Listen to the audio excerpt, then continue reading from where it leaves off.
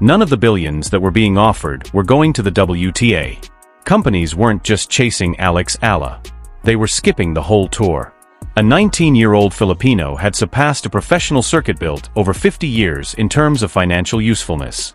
Not by dominating the Grand Slam, not by dominating the rankings, but by something much more dangerous to the system: unbridled cultural attraction. Furthermore, the tennis community did more than just raise eyebrows when the financial figures began to surface. It did not breathe.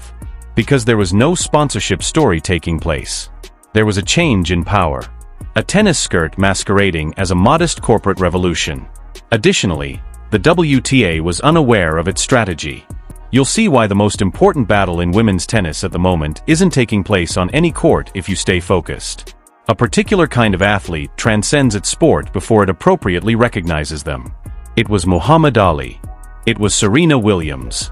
Alex Eala is now completely redesigning their marketing strategies on a scale that includes business boardrooms from Manila to Manhattan, whether or not the WTA institution approves. Eala brought something to professional tennis that no coaching manual teaches. She was born in the Philippines, brought up with strict discipline, and trained at the Rafael Nadal Academy in Morca. Her story connected with billions of people in Southeast Asia, Europe, and America at the same time. It was a true cross-continental, multi-generational story.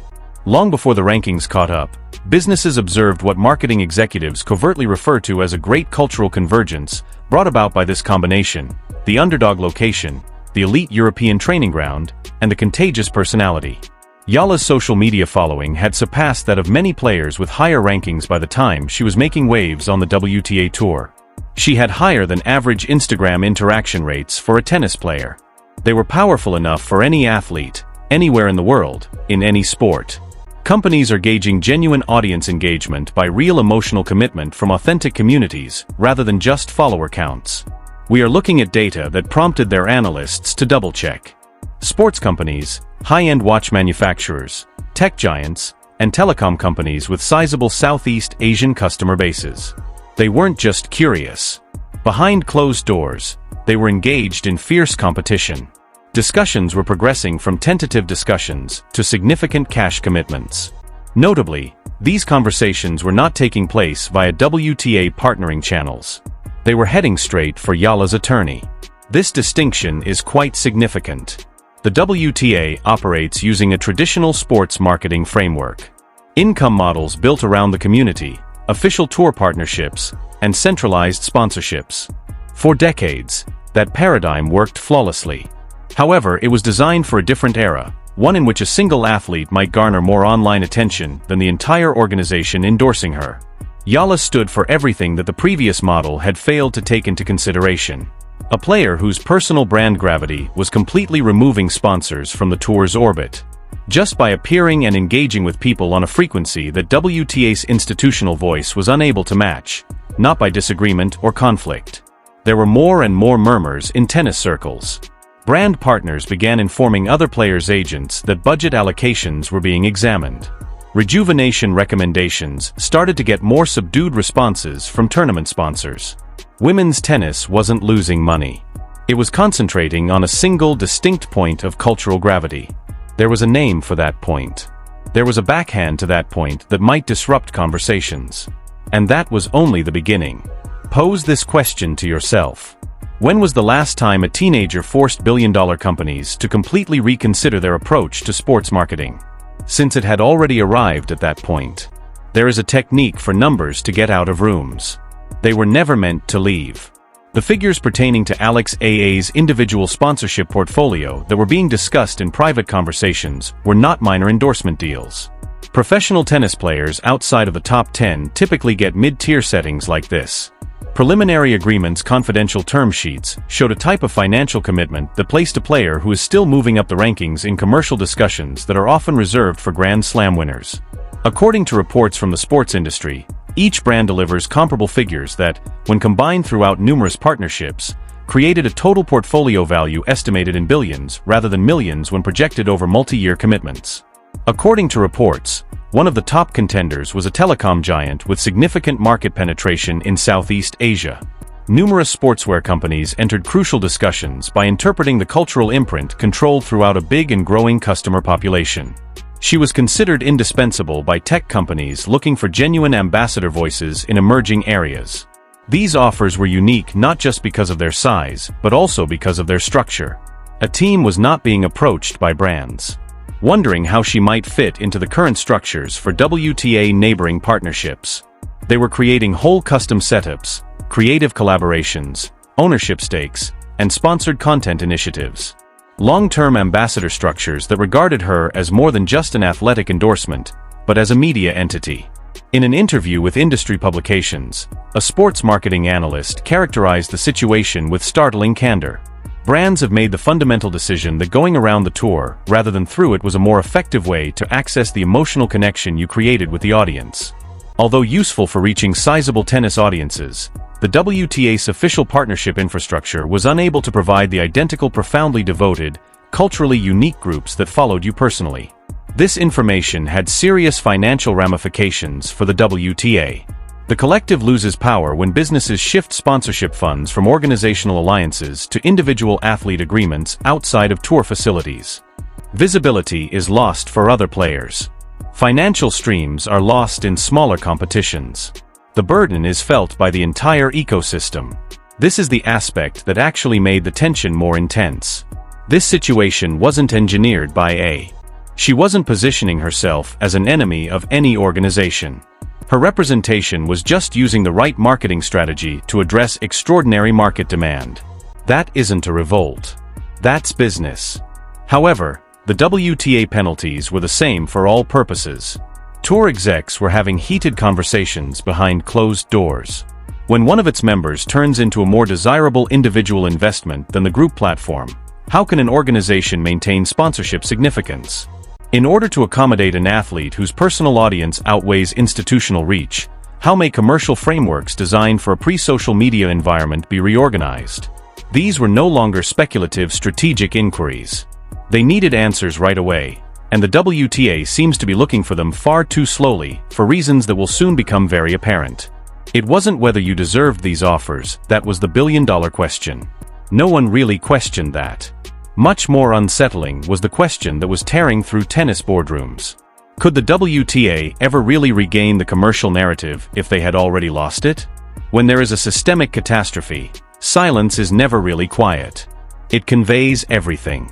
The WTA's official communication channels were noticeably quiet as brand talks surrounding Alexia were getting more intense and sports business media was starting to make official connections. There was only institutional inaction at the exact moment when decisive action was most needed. No official admission, no strategic positioning statement, and no clear attempt to reframe the commercial conversation on their terms. And it was horrible to be silent. In today's media landscape, an organization's failure to control its own narrative creates more than just a void. It gives everyone else the microphone. Tennis. The WTA created an interpretive gap that was quickly filled by other sports organizations, journalists, sports marketing analysts, and fan communities across continents. The story being told without them was unflattering. It showed a governing body caught completely off guard by a change that, looking back, had been observed for years. This delayed reaction had complex underlying structural factors. Working across multiple jurisdictions, the WTA concurrently balances conflicting interests from players, competitions, broadcasters, and well-known business partners. In normal circumstances, decision-making within that framework proceeds deliberately because deliberateness demonstrates responsibility governance. However, the circumstances surrounding IA's commercial boom were anything but typical. Speed was essential, adaptation was crucial, and speed wasn't arriving. Meanwhile, individual sponsors, growing wary of the WTA's strategic orientation, began probing talks that months earlier would have been unthinkable. Brands that had maintained stable, mutually beneficial tour partnerships after years were suddenly asking basic questions about return on investment. Were the audiences that brands needed most still being reached by WTA-adjacent positions? Or had those viewers moved away from institutional channels entirely in pursuit of particular athletes, singular experiences, or distinct cultural moments? Tour leadership was really unhappy with the internal responses those brands were getting. Digital analytics are not negotiable.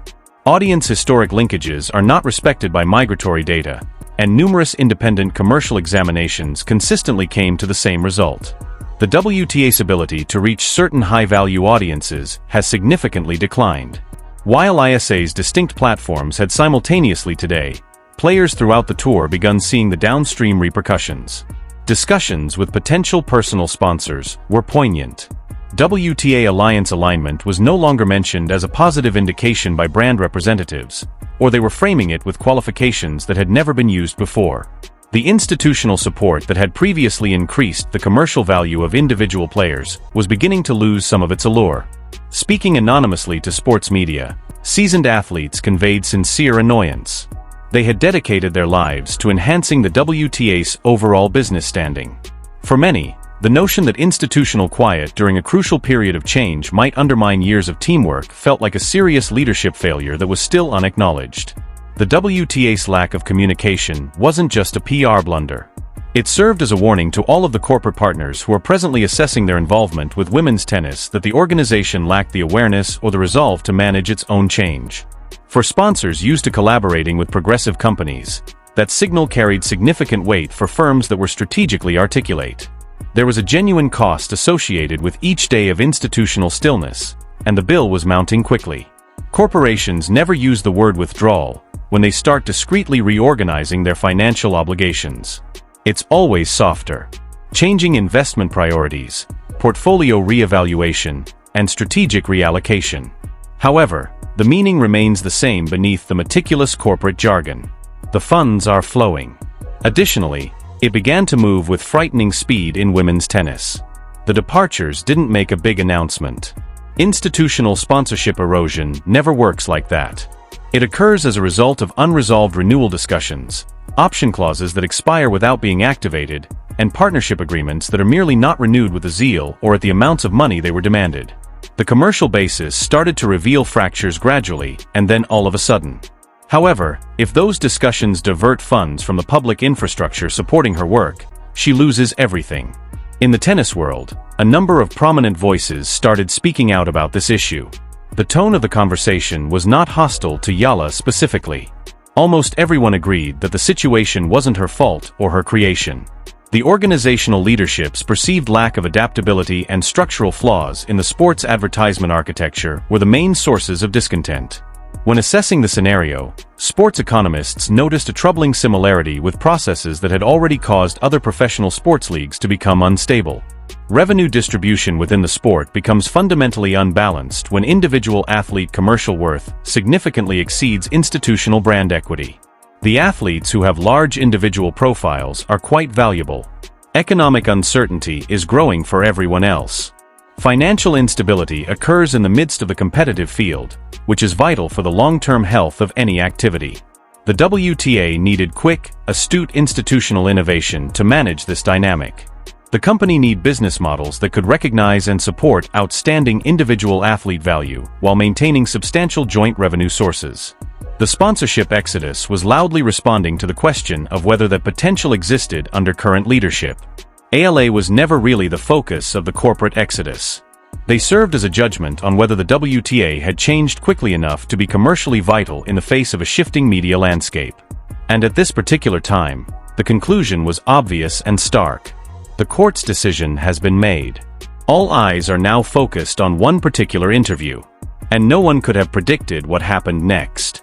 Sometimes an athlete will say something in athletics that is so accurate and unexpectedly honest that it breaks through every institutional narrative and instantly into the public consciousness like a spectacular winner down the road. The internet not only reacted to Alex Eala's moment, but it exploded. According to an interview, it spread quickly through several sources. Almost all onlookers were taken aback by Eala's forthright approach to the commercial situation surrounding her career. She wasn't hostile. She wasn't handling manufacturing disputes or grievances. Her remarks somehow hurt more than any emotional outburst could have because of the way her tone was composed, measured, and careful. She talked about representing something greater than personal success, about realizing that her presence carried a responsibility to the communities of Filipino and Southeast Asian young women around the world, who saw themselves reflected on her trip regarding exploring commercial potential in ways that acknowledged that duty, and about asserting that her value, her true cultural currency, deserved recognition on conditions that truly mirrored reality. Then she said something that put an end to the entire discussion. Chile. She admitted that the systems surrounding professional women's tennis had not been designed with athletes like her in mind, but she did so without resentment.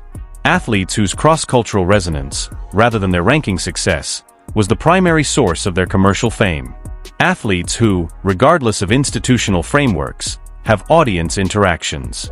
Athletes who challenged preconceived notions about how value is determined and allocated in professional sports simply by virtue of their existence. At the same time, such words spread everywhere. Within hours, they were highlighted by sports media. Publications in the marketing sector looked into them with genuine interest. Southeast Asian fan communities erupted in passionate gratitude and ferocious pride. Globally, tennis fans are embroiled in contentious debates over institutional responsibility, commercial equity, and structural justice. Millions of interactions were generated on all main platforms. The confrontational nature of the encounter was not what made it so potent. It was the profound rationality of what Eala was saying. Her viewpoint could not be seen as naive or self-serving by anyone listening. Her structural observations were accurate, confirmed, and represented concerns that athletes, analysts, and sports economics had been discussing in private for years. It was incredible to hear a 19-year-old in the middle of the storm describe them with such subdued precision. As usual, the WTA took a long time to respond to this interview. Eventually, formal comments emerged, but they came out as defensive rather than thoughtful. A truly self-assured corporation would have addressed Eala's opinions with intellectual seriousness instead of institutional deflection, according to measured observers. The public sympathy for her was only heightened by the contrast between her composure and the organization's peculiar location. The event was transformed into a cultural landmark by social media fan communities, particularly in the Philippines and throughout Southeast Asia. Hundreds of millions of people saw the interview's clips. For several days in a row, the hashtag surrounding her name dominated popular conversations on numerous platforms. Suddenly, prominent feature articles about women's tennis were appearing in international media outlets that rarely covered the sport. IA maintained her composure, manners, and focus on tennis despite the commercial and institutional world surrounding her. Perhaps more than any particular message, her poise revealed something profound about her personality and increased her appeal to the businesses who are pursuing her with enormous financial investment. Every conversation about women's tennis was now dominated by one question. Did something change permanently, or was this a transient turbulence? Alex Eala did not start a dispute with the WTA. She simply became too big for the current structure to accommodate. Genuine value was followed by brands. True connection was followed by audiences. And an organization founded for a bygone era finding itself economically surpassed by a girl bearing the athletic aspirations of an entire country on her shoulders. The figures are accurate. Emotion is not negotiated by the departing sponsors. Women's tennis will never look the same after this dramatic change. The biggest chapters in women's tennis are still being written, so if this story truly touched you, hit subscribe to make sure you don't miss a single one.